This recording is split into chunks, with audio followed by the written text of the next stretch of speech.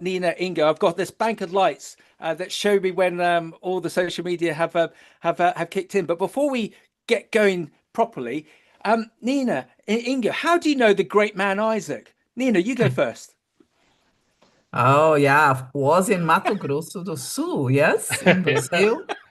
He was making the students, the young people in Mato Grosso from the farms in Brazil and farms from all around the world. They put them in a beautiful place, with the fishes. Yeah, was very hot the weather, and we was leading this event for these people from around the world to know how the farm Brazilian in Mato Grosso do Sul was making good things for the world. Fantastic. And Ingo, when you first started talking to Isaac, what were your first impressions of Isaac?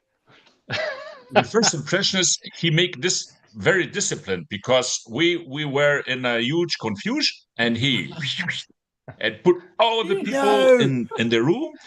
And I was a student in that moment. I say, wow. Whoa. And then he came with an expression, Saubona. I said, what? And then, then the ice was broken and he was beginning, and it was beginning a great friendship. He's an incredible personality. That's isn't that brilliant? And that's why we're all here together. And Tim, that's worked very well because all the social media lights have now kicked in. Hello, my name is Max McGillivray from Beanstalk Global. A pleasure to be here with AHDB Talking Leaders. Isaac, take us away. Tell us about the AHDB. Tell us about Talking Leaders, and then we'll do the formal introduction of the amazing Nina and Ingo for everyone dialed in, and also for those people on the podcast. Isaac, take us away.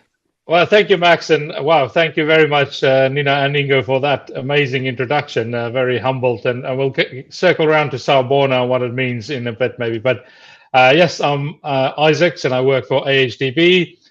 We are the UK's levy body, so working on behalf of farmers.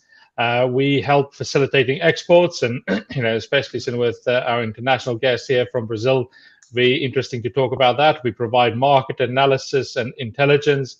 We do knowledge exchange and engagement on farm meetings and all those kind of things. We look at consumer trends, and then we also do some marketing campaigns, both local and international. We work with schools and getting some information about some farming into schools. And in all of that, and the bit that I focus on is all around people. So the Agri-Leader program is all about people, and we hang that on three sort of pillars about leading yourself. How are you the best person you can be? Leading your people, so whether that's the people working for you, around you, or alongside you, and then also leading business. So the sort of strategy side of it. How do you really set the strategy for your business?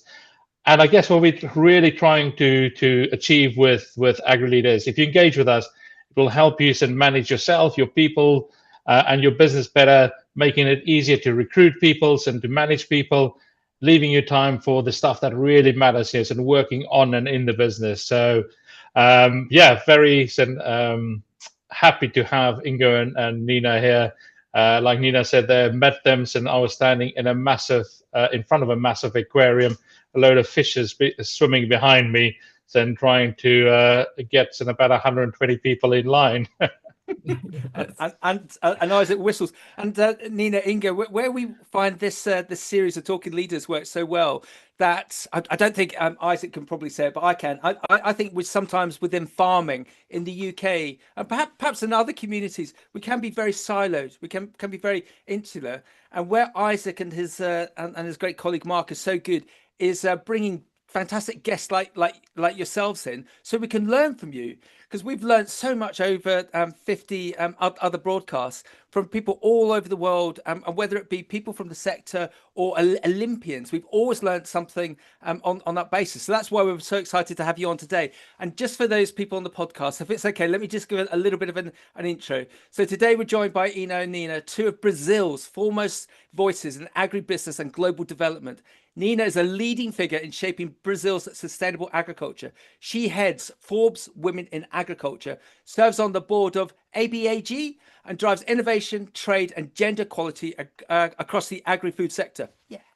Ingo is an entrepreneur, engineer, and economist. He's president of the Strategic Council for Latin America and vice president of ABAG, advising governments and businesses on competitiveness, or words, sustainability and innovation. And today, having Nina and Ingo bring deep insights on leadership, resilience, and the role of sustainable agribusiness in shaping the future of food and global trade is what it's all about. So, Nina, over to you. We're so excited to have you on. I suppose the first thing is, have you been to the UK? Have you experienced UK agriculture? What do you think, Nina? Yeah, I have been in UK sometimes. I visited more as a entrepreneur that goes for events or meetings. And we have this very, good friends in there now from this Nuffield group. That is very important because nowadays we need to look what I said for the women's groups, that we need to think global and look for the global, because when you see the day, and the other day you are in another part because of this, technology that we developed all this in all this history of the humanity. And we need another thing that I like very much to stress is about dialogue and communication, and we need to communicate. And so we are, of course, more in Germany as for business. But these people from the UK was a tremendous experience. Yeah, and Ingo, that's one thing about agriculture. I suppose I think it's better than other sectors. It's a community, isn't it? It's a family. The fact that you gel very quickly with Isaac shows that. Ingo, what's your view of Nuffield, please? No, the first experience was Isaac, because Isaac is a leader who fascinates everyone. So that's the first issue. The second one was the Nuffield concept is amazing because they look for the young people, for leaders who can be engaged in the area of the agriculture. And we agriculturists, we love our landscape. We love our own thing that we are doing, so that we are looking very, very much to our feeds, and we are not looking so much to our horizons. So, and Nuffield brings the other way to look the world, not only our hectare or our business as it is, because as agriculture, every agriculture in the world is fascinating people for the nature and where he's planting, what he's harvesting. And Nuffield brings the other things that, wow, that's fantastic what we're doing. But look on the other side of the world. Look New Zealand, look South Africa, look UK. So that's an open mind question, and we are learning immensely what we are and what we can do together. Yeah, well done. And Isaac, I'm going to pass back to you. But Nina, can you just describe that lovely backdrop behind you, please? Oh yeah, here's our farm here we call it the south of Minas Gerais. Minas Gerais is known by the cheese and some sweets and some candies made from the milk. Yeah, and we have this farm in a mountain, a very beautiful mountain that is our eucalyptus. And no, this is araucaria. It's not eucalyptus, sorry. But we have most in this area eucalyptus plantation, but this is araucaria that has a seed, let's say. It's like a grain nut that is amazing for eat. And we make a lot of dishes with this, this nut. Fantastic. We've got 5,000 people that would like to come and visit. Is that okay? So I'm first in the line. Isaac, over to you, please. Yeah, so amazing introduction there, so thanks, Max. But just interested, yes, and so let's go Ingo first, and then Nina on, so just give us a bit of a flavor of what it is you do, and so those what is your, so I guess you haven't got a day job in such, because wearing so many hats, but so your passion and what it is you do and the kind of things that you get involved with. Nina. Me first. Yep. Oh yeah.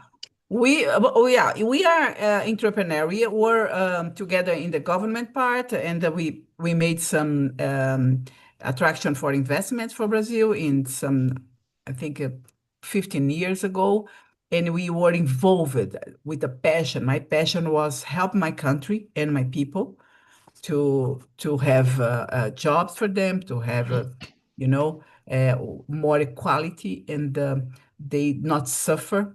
And this was for me is my passion in that time. But I believe that we change time by time about our patients, about our thought about the life. So, and we love it to have this bilateral conversation for me to know new cultures and could exchange with the new cultures with another countries to be, of course, in German nowadays we I know very well the culture because of this history in my career. But we are, of course, with our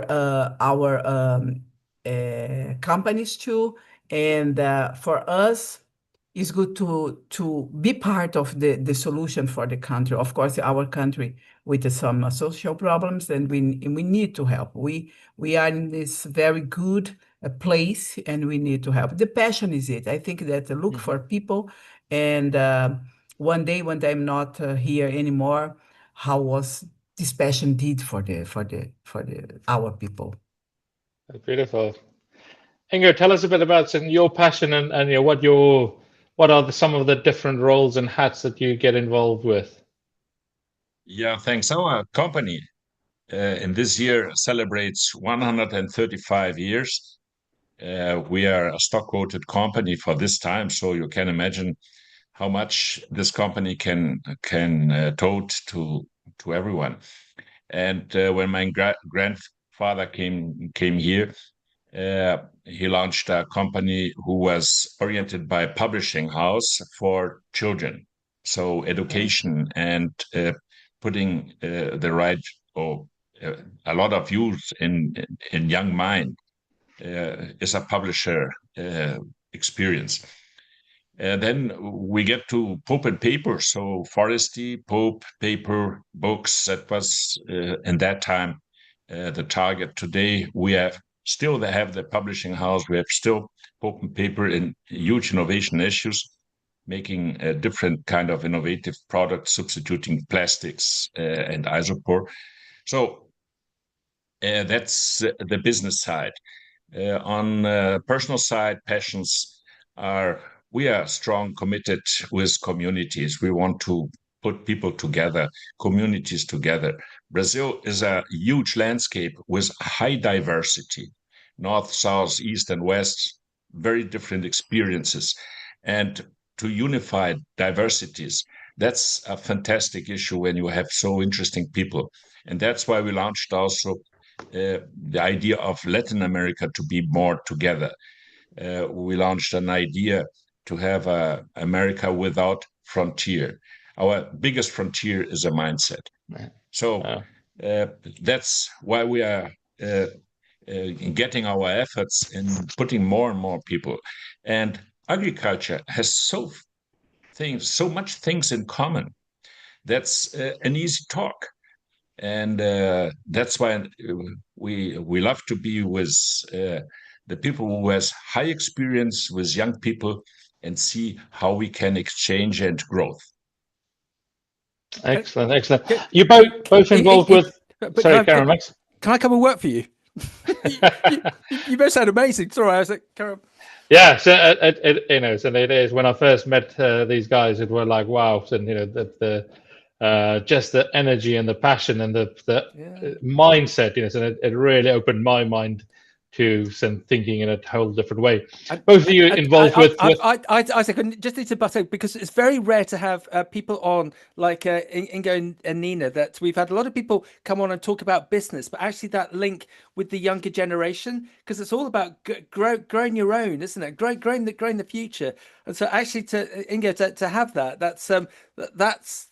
resonates, that's such a powerful thing that I think we all need to learn from. That we can't just look in the short term, we got to look in the long term, and to bring that next generation up is so important. Sorry, Isaac, back to you. And so just on that point, and Ingo did a presentation for the CSC, the Contemporary Scholars for Nuffield in Brazil, and it were about the future of agriculture and some technology and world markets, but then tied it right back to the people in the room and what is your why.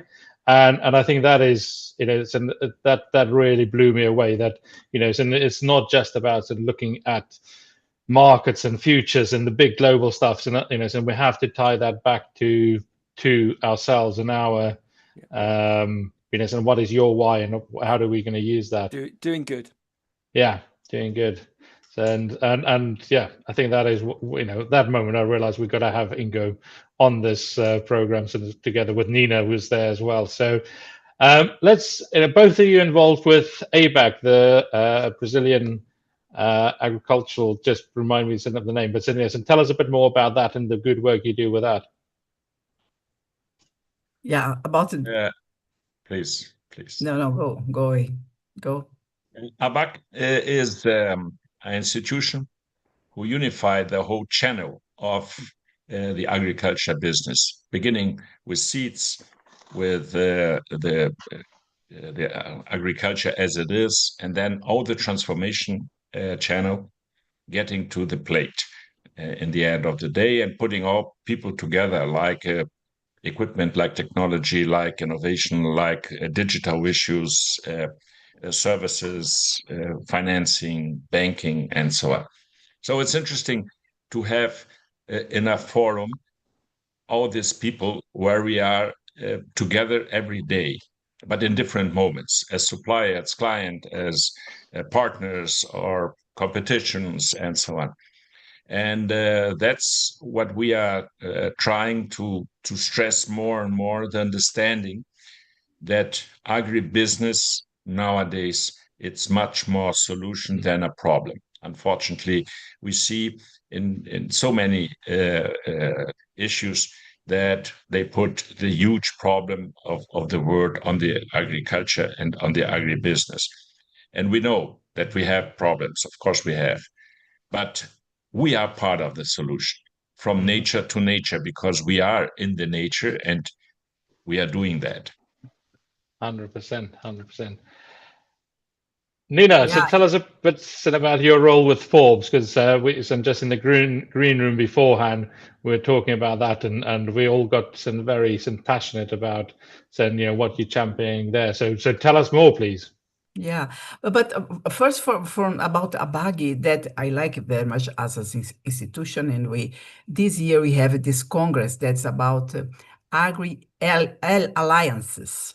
We are now defending the alliances in Brazil, because when we are together, we are more strong and more focused.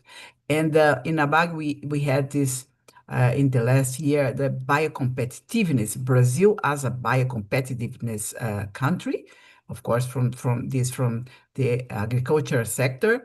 And for me, the institutions is very important. So we spend some time, and I think that the people need to spend some time with the institutions, to build these views about the sector and about the country, and we can influence some public policies. But about Forbes, so Nina, just before we go onto the Forbes part of it, bio-competitiveness. What do you mean by that? What does that mean in practice? And and how do we change what we do? And how do we do agriculture different? Thinking of it, it's you just drop that in there as a sort of a side note, but I think there's a bit and that's quite an interesting concept.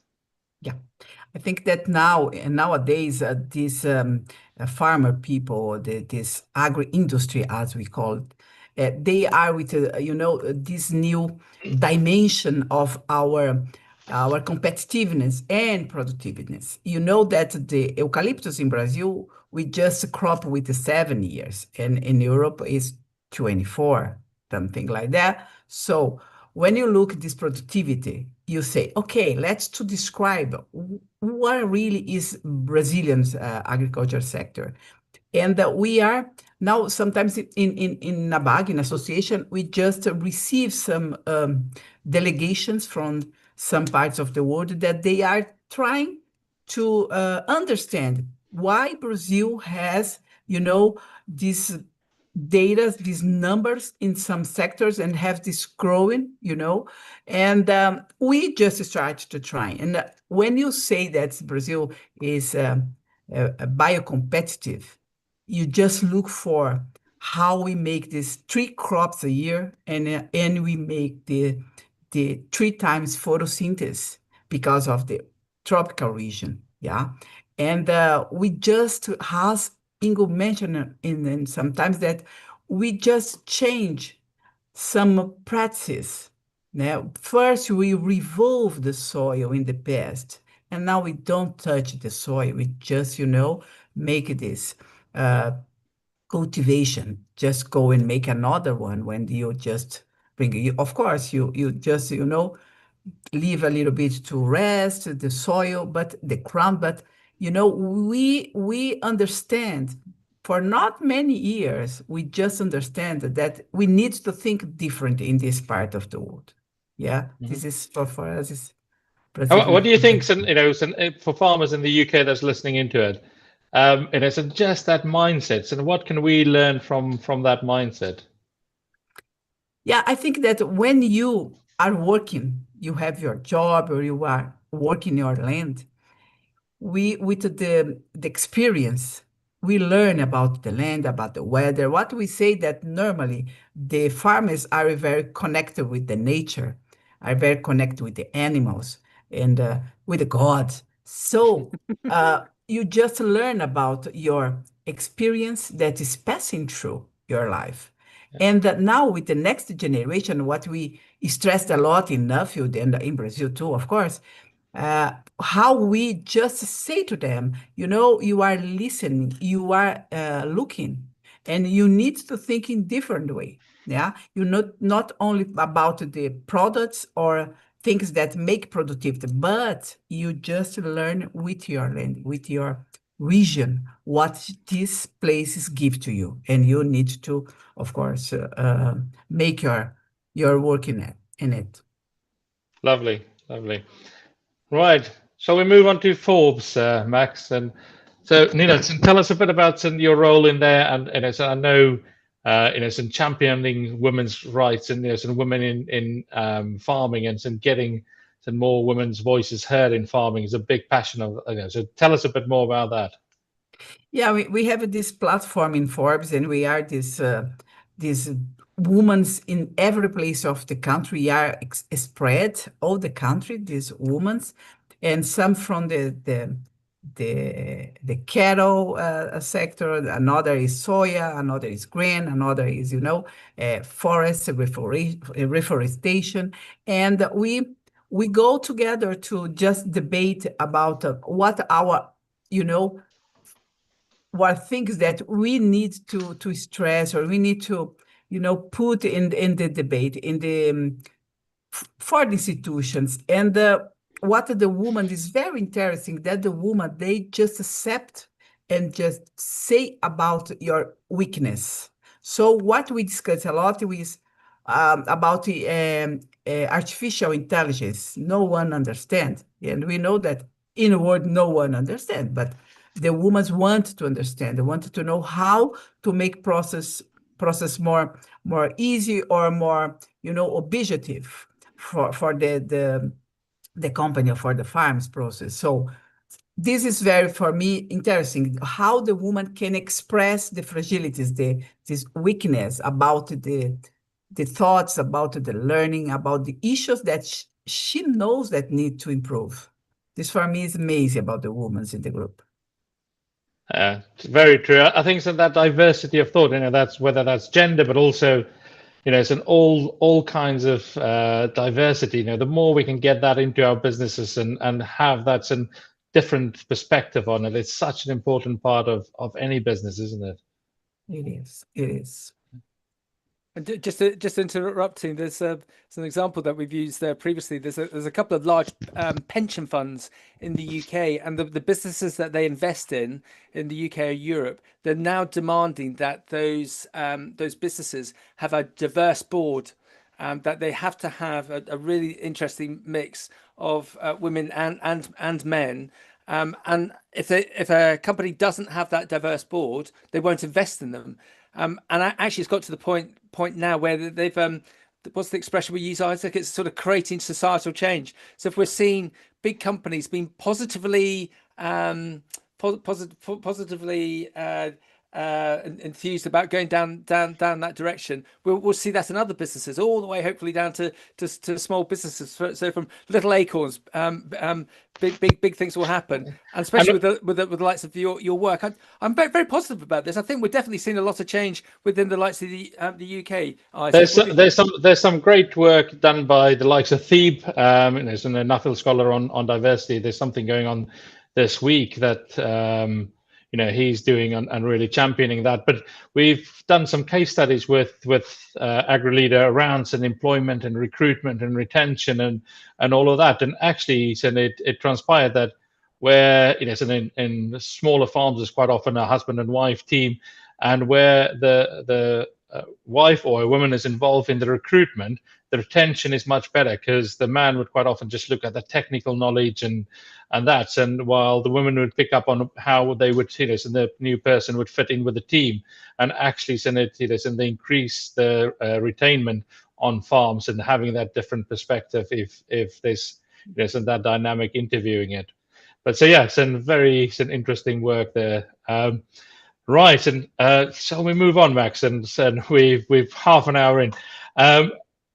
Ingo, and you've previously described, Brazil as this powerhouse of global agriculture. But then, how do you balance that, growth and the things with environmental stewardship and competing that internationally? And I think it's fair to say Brazil has had a bit of a bad reputation. So and how do you actually tell that story differently, and how do you make sure that environmental stewardship comes to the fore and the story is told of what you are doing?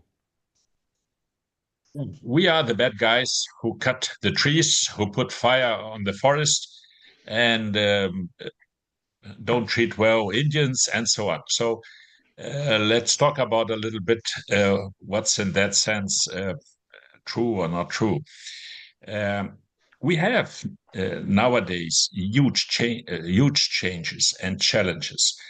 Brazil has two-thirds of its territory is protected. Forests and in areas where you have indigenous people. So we have to carry over that.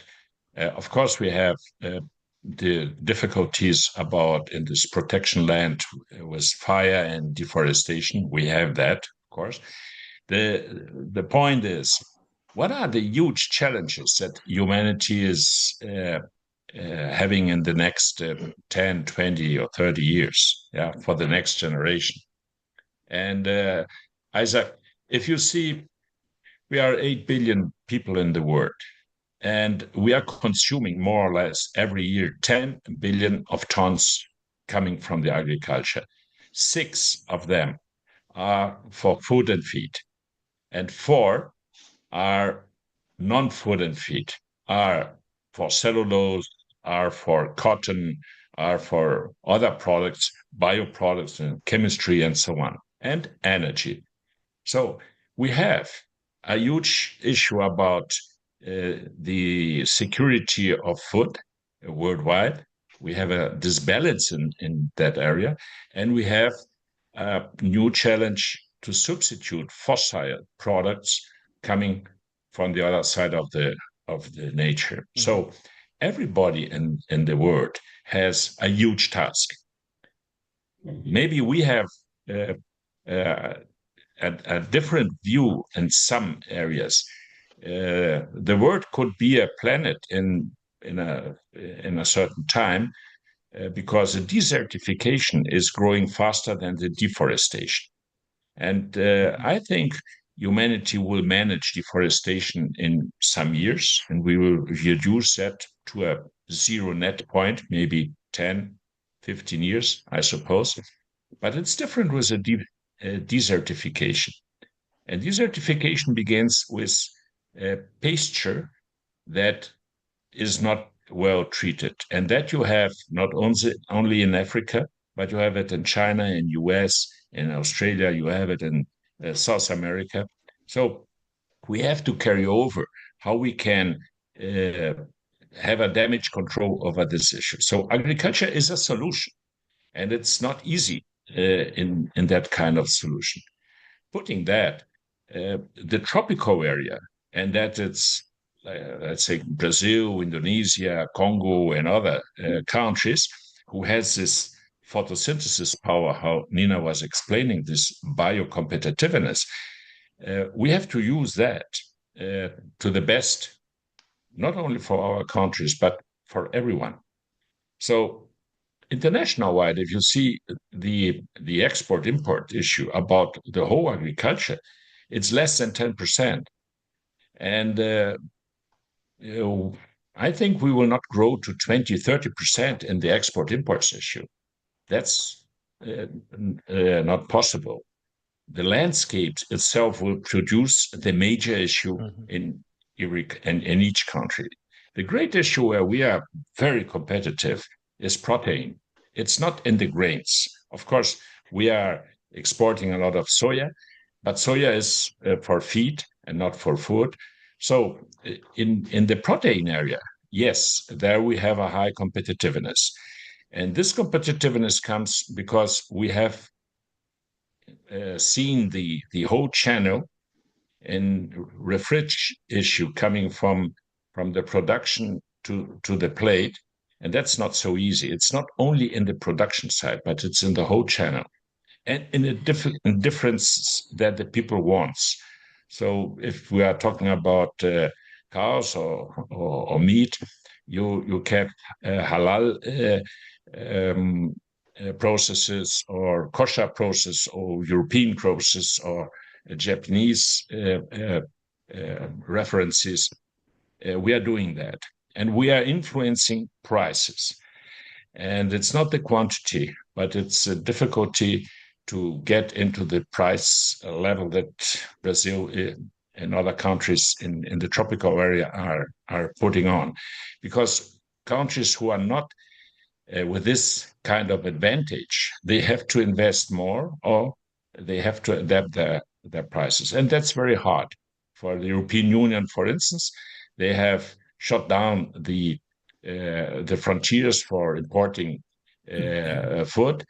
And so they have to increase their subsidies. And that's at this moment very difficult because they have to increase for defense, they have to increase for other issues, for innovation to be competitive. And what we are saying, look, if you get to a bio-competitiveness in all country, and we have the capacity to learn from each other, why we don't do that? So we have a better balance on the food side. We don't need to have hunger in the world. We don't need to have hunger. We have hunger because we have this balance. So in that issue, we see more opportunities than risks. And that's a discussion and that's an invitation in the dialogue. Not one against other, but one with other in different forms. Ingo, thank you. I've learned so much from what you just presented to us. Can I present a conundrum back to you, please, Ingo? The 10 fastest growing cities in the world, or all in Africa. There's a stat that's coming out at the moment that by 2050, 1 in every 10 children will be born in Nigeria.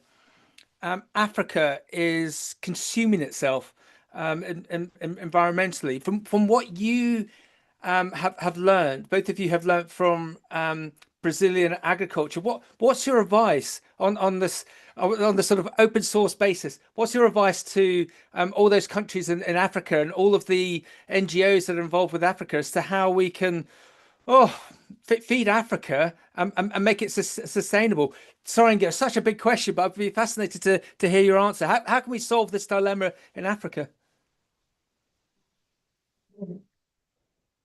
Excuse me. I suppose that about Africa, Isaac could tell much more than me. But in a global vision, Max, in a very global vision, we are 8 billion people. Maybe we became to 10 to 11, and then we will establish that. Yeah. And the issue, and you are right, is that maybe 60-70% will live in the south side, India, China, Africa, and so on. And the greatest challenge about hunger, misery, is in this area. Yes. In the area of great cities. So what we learned about agriculture worldwide is that the own landscape has to develop their own agriculture. Yeah. So more than 80%, 90%, you don't import for your necessity. The 80% you produce inside. So what Africa will increase also with tropical techniques and tropical knowledge is to increase their own production. So we have a possibility to learn very fast from one to another, how to manage what kind of species are going well in which kinds of areas, and the management is different. Max, let me give you one example. In the Northern Hemisphere, you have one harvest. When you have one harvest, you have one window to make the plantation seeds and so on. If this window, you can change it, because if you have a site where it's hadn't been rain or something, you postpone it for 1, 2, 3, 4 weeks. It's okay, because in that challenge you can manage it. But if you have 3 harvests, this kind of climate windows, it's very difficult to change, because if you begin to soya, you begin to sorghum, and then you come back or go to corn. This window are very short, are very fast, and you have to introduce different kind of machineries, different kind of defenses, and so on. And the logistic is different, because if you have a logistic about corn, it's different from soya, or it's different from sorghum or whatever. So you have in this opportunity a huge management new issue that you don't have in the northern side. So what we are learning about that, what kind of logistics you have to increase, and management of the whole channel. Yep. And in this sense, I think Africa will increase a lot, because it has a huge advantage to be between Asia and between South America, and has a population where is able to do that. So, but you need education, you need management, you need infrastructure, and you need, of course, government and private issues working together, not one against other. Yeah. That's the greatest issue that we have to. Very important. I'm going to ask. Sorry, and Ingo didn't mention about what we nowadays is very, afraid about. That is a desertification. That's Africa, you suffer about that. And what we are discussing in climate, of course, we need to look for climate. We need to make this the goals from our CO2 emission and so. But the desertification that Africa is very, now being fighting for, we need to look with a very serious, issue from the nature. Well said. From the worlds you working and the discussions you have around the world, from each of you, and what is the innovation that you're the most excited about? Whether that's an innovation on technology, whether it's innovation of something you've seen in policy, how governments, or that intersection between government and private sector, or business models, or any of those things. What's the one thing that you're most excited about that you think is going to be, so the game changer, or one of the big game changers. Nina, let's go with you first. What the good news is that we in Brazil we are now receiving some competence centers from some international companies that decide to put the competence centers, of course, in the agri sector for the company. As Bosch, Bayer, John Deere, they are making these centers of competence here. This is very good. We have this fruitful, society that's imaginative. In the most big fair of agriculture, that's AgriShow, we have these hubs of innovation. What we see is amazing. It's amazing. And but I was in Pará in a sorghum plantation, and they have this how the name of gergelim in English? Irrigations, yeah. Yeah, and now gergelim. Giggling. Yeah, the gurgling. And they have this machine, big crop machines. But the gurgling, that's very soft. And how you pass with the machine, they just, make going in the air. So they just make a very simple solution that they put some dryer's hair, let's say, big ones in the corners of the machine to put these little seeds inside of the machine, because he just go and spread far away from the machine. So what I mean that innovation don't need to be complex. If you know what you need as a solution, yeah, you just look and bring it. Of course, the big companies always give or provide a lot of technology innovation. They have money. We are talking about Africa, and sometimes you don't have so many money for research, but you. And so, what impressed me more is when these people just make things that bring solution for the day by day. This is for me is amazing. And farmers are very practical quite often. Yeah, I think so that's probably something that we miss, is farmers will be a big part of that. Will be the solution in all of that, because they're very innovative people. So Ingo, from your side, what is the technology or the some innovation in policy or whatever that excites you the most? I think we have two frontiers. We have the mega frontiers and we have the nano frontiers. And the mega frontiers is what Anina said. If we have a huge landscape, the precision of farming is a huge challenge for the future. So every square meter of a huge farm you can nowadays manage by precision farming. You know where you put your seed, and you make this register, and you know what to put in and what you can earn 3 months after that.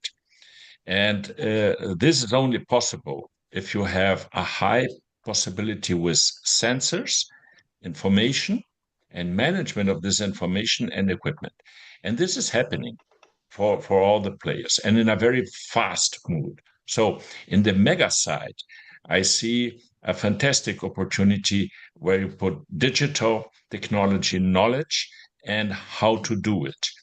And in this sense, you have also a new element that is the climate information. So if you have precision climate information about raining, about the temperature and others, you can have this kind of management in a combination where you have huge bioproductivities. The second is in the nano side. So you get into genetics. I give you an example. In the Northeast, we have a fruit, a cashew fruit, and traditionally it's a very difficult tree because it's very high, and the genetics of that suffer a lot about not having water. Nowadays, they have species. They're very low. People can catch the fruits manually in a very easy form, and they grow very fast. And the production is a double or third times more, and they don't need so much water. So people who are very poor in that area have now a possibility with this species to get in a different economy point of view. So nano and mega are growing. Both frontiers are growing. That's fascinating. And the third one is in the management side. So cooperatives are increasing, and cooperatives put the small one together, and they become to be big. They buy better, they sell better, they help one another. The cooperative element is a community element if it's well done. And nowadays, also here in our area, you have financing cooperatives, and that's different than bank financing. A bank financing gives you a credit, and he is in a city like a huge city of São Paulo, and he don't know nothing about what happens 2,000 kilometers away from here.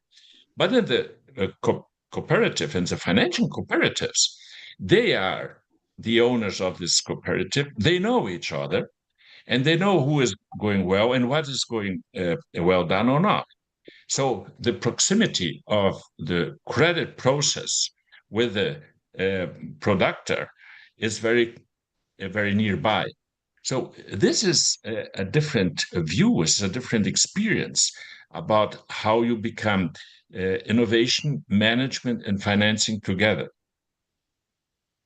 Wow. Well, there's so many elements of there. I'd love to just bring in a bit of a segue. That our farming magazine in the UK called the Farmers Weekly, in the year 2000, they did a survey as to what is the thing that has been most innovative in farming in the last 100 years. So this was in the year 2000, and everyone thought they were going to say the combine harvester or the tractor, but by far it's something like 70% of people said the mobile phone. And so with everything that Nina and Ingo that you've just said, just segueing that all in, and also with this rampant advance of technology, if you're strategically aware and you've got that leadership skill, and you can see where your market is going, the future would look bright. Isaac, if I've just put words in all of our collective four mouths, what do you think, Isaac? Well, I think with people like Ingo and Nina here at the forefront, in the future is definitely bright. Yes, and the kind of insights that we get, and I think the challenge is sharing that, which is what we're trying to do here. But we need to get those ideas and those voices and those kind of innovations out much quicker and around the globes and into the country. So I think that's our challenge. So how do we get it out much quicker, much faster, and the uptake of it, yes, and how do we get across those barriers to uptake? Yeah, well done. Go on, Nina. How do we do that? How do we accelerate everything to the benefit of everyone? Nina, what's the answer? I think that what we see day by day in our lives as an entrepreneur, as a farmer, that we need to go in looking for some solutions, as I said, and these solutions sometimes don't need to be, a huge machine that you just go and bring and buy. Yeah. But when you look for, and for me, people is very important in the process. Mm-hmm. When you look at the people in the process and we need to reach some goals, we just make this vision or this plan together. Yeah, the entrepreneur every day just look for risk. Is looking for risk. What we are suffering in Brazil now is about the credit. We need a credit for these small and medium farms, and it's very difficult. And the governance, we need to have governance. Sometimes the farmer is just looking for something else, and the governance is in the shelf. Wow. But we need to understand this in your day by day. This is a discussion, and sometimes you just make like a crazy, wow, what I do now? Because, I need to make things very, very right, in a right way, but we need to, in the other side, give some answers for the society, give some answer from the company, from our partners. So it's very complex. Yeah. And Ingo, you give, I think you've got the answer, Ingo, in the respect of the cooperative. We have some cooperatives in the UK, and Isaac, they work well, don't they? But you have to be you have to be with them for the long term. Ingo, do you think that would would assist the agricultural sector globally if there were more cooperatives, and as you said, if they were run correctly? Do you think that's one of the answers? I think you make a very good issue about the phone. And the phone is a huge innovative instrument. He brings together. We're talking now. We're talking between Brazil and we are talking with UK. We are talking with South Africa in the same moment. It's amazing, fantastic. But this element is also a high risk, because when you get in a restaurant and you see 3 people, 4 people together, and everybody is looking at this phone and don't talking each to another. So they are in the world, but they are not together. So this element we have to use for the best. We have to use to understand. We have to use to listen more and to make the right selection of that. And we, from the agriculture, we know how important it is to look, how important it is to hear, how important it is to feel the land, what happens. We have a high degree of intuition that we have to use for the best for our side. Yeah, and just so as true. Just as a side, everyone, I've always been worried about the use of phones in the younger generation. In the UK, we have a major bookstore called Waterstones, and they're seeing an increase of book sales, physical books, and they're opening up another 12 stores in 2026 to keep up with the demand, because people are stepping back from phones. I think it's not dissimilar to UPF, ultra processed foods. People have woken up to the fact that this Pop-Tart is not good for me. I will eat an apple. People are waking up to, I will use this a little, but I'm going to sit down and read a book. And I'm probably being a little bit optimistic, but I'm hoping that that's going to go that way. But Isaac, within agriculture, it's all about being curious and using these as tools. And then I don't know if you remember Sir John Jones, one of our very early guests on Talking Leaders. He said, I heard him speak. I don't know if he said that on this program, but he was saying that the saying is, knowledge is power. But actually, all the knowledge there is in the world is on this, and actually communication and communication skills are going to be the next power. Galileo used to travel for 3 months to go and look at dissecting an arm. So that information is freely available, that knowledge, but it's teaching the younger generation about how to communicate, which is a perfect segue for the time we're getting to on people, because that's, I think, how we originally bonded back in Mato Grosso do Sul, is around the people. Yes, and I'm not going to try and say it in Maori, but there's a Maori saying, what's the most important thing in the world is the people, it's the people, it's the people. So, what, from your perspective, what are those, how do we get young leaders more involved, and how do we get those voices heard? How do we actually get people to stand up and be present and into the right rooms, and saying the right, and getting their voices heard? Nina. Yeah, we just discussed about the passion in the beginning, yes, of the conversation. I think that passion, because in the final of the day, the human being, the people are just looking for, have the things conclude, have this mentality or these realizations about this its things. So the next generation, I think, I encourage they need to become more local, but with this global mindset. Yeah, they need to be involved in the world, but of course, very, focus in this local. And to develop solution, normally you be this in locally, normally. Yeah, and the future of the agriculture depends, from these things, from the people mindset that is just, put in the right way, or in this right decisions. In the final of the days is decisions, and how you have the very good decisions. What our obligation, now we need to pass them for them to have a good decision. How you make it the good decisions? Ingo, your thoughts on that? I think we from our generation has to listen more and better the other generation. We love to talk, but we have no patience to hear. So we have to use our experience to listen more and to show how we love the things.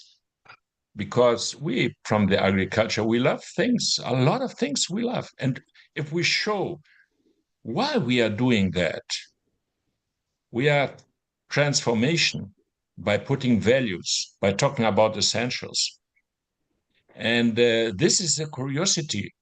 The younger generation are very curious. They want to know that. They want to criticize, yes, but they want to make it better than we. Yeah. So we have to open ourselves to them.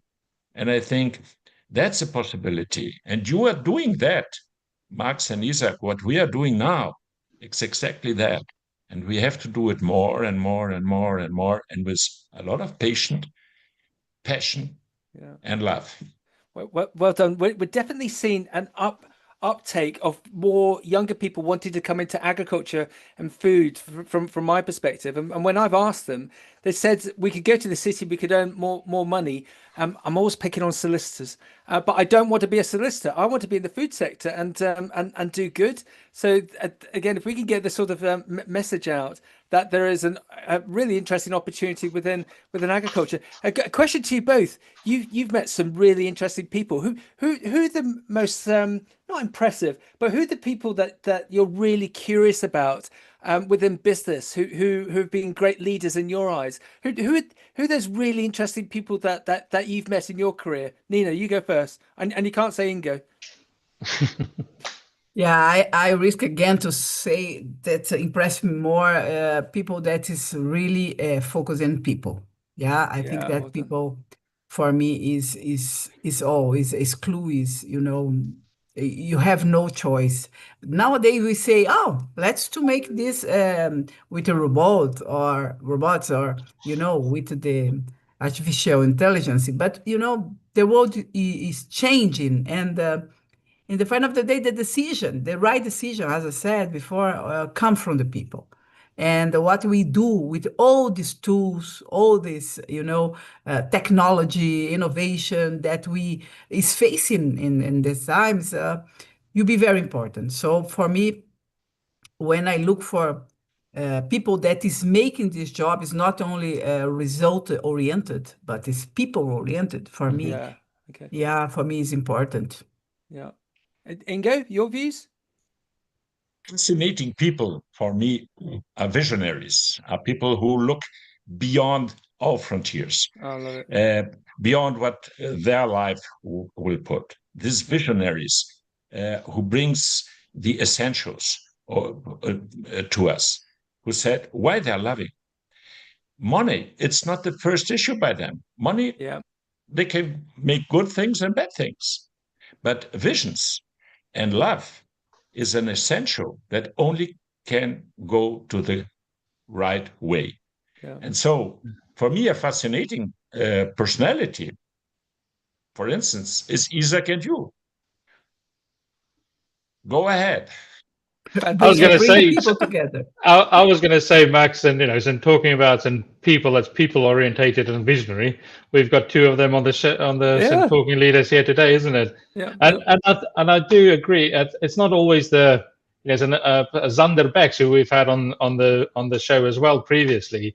You know, such a understated, just chilled out guy, but in the amount of things that he's involved with, and you're talking about that sort of young leaders. I'm on the board of Engine. It's Next Generation Ag Impact Network, and I think it's about 15 organizations that's involved with that. And yes, and they do some amazing work, very understated, but just keep on championing that, and you know, so bringing people together, and you know, enabling young voices. So there's people like Zander, like Ingo and Nina here. That's going to be some, you know, some changing in the future, isn't it? Yeah, but Isaac, you know, and Max, what inspired us? The machine can't inspire us. Who will inspire us is another people. Yeah. Well done. Well done. Isaac, the clock. We could go on all No, day. so just one final question, because I said I was going to work it in somewhere, but President Ozzy last week, and you were in Uruguay, and Ingo, how did that meeting go? Well, it's fascinating to meet people who think for a long term and who put people together. I think that we could make much more independently if it's a small country, a huge country. It depends on the people. 100%. Shall we finish on that, Max? What a line to finish on. We can do so much more if we can focus on the people. I've had a couple of messages in. I've got an ex-Nuffield contact who's down in Somerset, who runs a big apple farm. And as part of his Nuffield some 10 years ago, he traveled extensively through Brazil. And he said it's the most beautiful country and the people are the most beautiful as well. And if you want to select a country to go visit, you must go visit Brazil. So there we go. There's a message from the Brazilian tourist board from the UK. From Somerset. and we also apparently someone overheard a cat. One of us has got a cat that's been wandering around, and someone also overheard a Labrador snoring. I've got the Labrador. So I've got the cat. So we've got a cat from South Africa. We've got a Labrador from England, and we're getting lots of complimentary messages in, and people want to find out more. And we'll go to all the messages. Isaac, wrap up for us. I've really enjoyed it. Yeah, so and apologies to Becky Berry. I've managed to ask one of your questions, but not all of them. But wow. So, Abrasio, my friends, I'm going to be walking amongst those pine trees soon, and come and visit you. But thank you very much for your time. Thank you very much for your insights. And I think, and above all, for your humanity and humility. And thank you very much. Excellent. And just to wrap up, after 3, I want all 3 of you to tell me what your favorite fresh produce is together. So after 3, you're going to tell me. Ready? 1, 2, 3. Pear. Go, Nina. Produce fresh what? Fresh produce. What's your favorite fresh produce? What's your favorite vegetable or fruit? Oh, apple. Oh, go on, and wrap up for a second. What's your favorite fresh produce? All the things that makes a good beer and whiskey. Nina, as ever, he steals the show every time. And another message from Becky saying, great insights on what fab people. Thank you very much. Well done, everyone. Thank you, Be guys. safe. Thank you.